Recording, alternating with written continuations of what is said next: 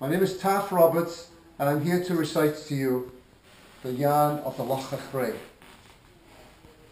Now, a yarn is a long, rambling story, and probably an improbable story. Often story about something that happened at sea. This particular story, it was written by a young man by the name of John Edward Masefield. And John was born in England in 1878. And he had a very difficult childhood because his mother passed away when he was 6, birthing his sister. John went on to school, to high school, to middle school, and then to high school, and it was difficult, but he lived with his aunt. And at one point, John was reading up to 20 books a week, and his aunt thought that was not very good for him. So she decided to ship him out to sea. So John left on the HMS Conway, which was a Royal Navy ship, and off he went to sea. And he fell in love with the sea. He got awfully seasick. But he told these wonderful stories and yarns about the sea.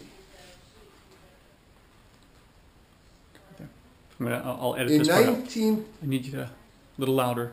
In 1932, King George V in England selected John Edward Masefield over Rudyard Kipling to become the Poet Laureate of the United Kingdom. And he remained the Poet Laureate until his death in 1976. Just before I recite this story to you, I just want to tell you, when there is a reference to crossing the line, it means the ship, the clipper, is crossing the equator. And often these ships, these clipper ships, will be full of food, oftentimes tea coming back from India or from Ceylon. The Loch Achray by John Masefield. The Loch Achray was a clipper tall, with 27 hands in all, 20 hands to heave and haul, a skipper to sail and mates to bawl. Tally on the tackle fall, hear the yarn of a sailor, and all yarn learned at sea. The crew was shipped and all went well. So long, me totties, me lovely gel, we'll sail today if we reach to hell. It's time to tackle the wheel a spell. Hear the yarn of a sailor, and all yarn learned at sea. The dockside loafers stood on the quay the day that she was told to sea. Lord, what a handsome ship she be! Cheer her, sonny boys, 3 by 3.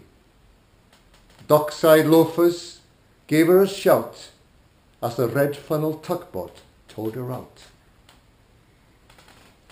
They gave her a cry as the custom was, and the crew cried out, "Sends our loves to Liz!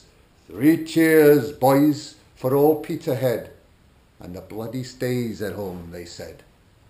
Hear the yarn of a sailor, and all yarn learned at sea.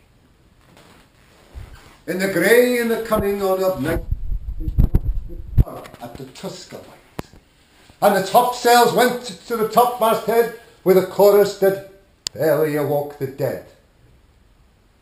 She trimmed the yards and headed south, her royals set and her bone in her mouth. Hear the yarn of a sailor, and all yarn learned at sea. They crossed the line and all went well. They ate, they slept, they struck the bell. And I'll give you a gospel truth when I state the crowd didn't find any wrong with a mate. But one night off the River Plate, hear the yarn of a sailor, and all yarn learned at sea.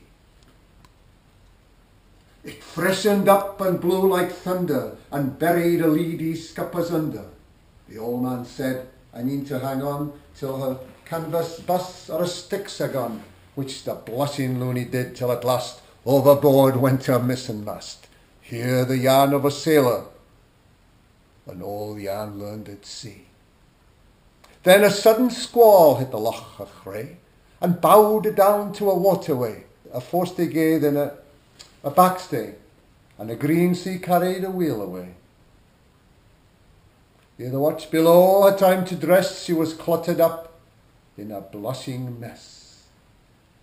Hear the yarn of a sailor, and all yarn land at sea. She couldn't pay to, not yet pay off, and she got clean swept in the blushing trough. Her masts were gone before you'd known, she filled by the head, and down she goed. The crew made 27 dishes for those big jack sharks and little fishes, and over their bodies the water swishes. Hear the yarn of a sailor, and all yarn land at sea. The wives and the girls, they wait in the river for a ship that won't come home again. I reckon it's those headwinds, they say. She'll be home tomorrow, if not today. I'll just nip home and air the sheets and cook the mixings and cook the meats, as my man likes 'em, as my man eats. And home they go through the windy streets, thinking the men are homeward bound, anchors hungry for English ground. And the fun of it is they've all drowned. Hear the yarn of a sailor, and all yarn land at sea.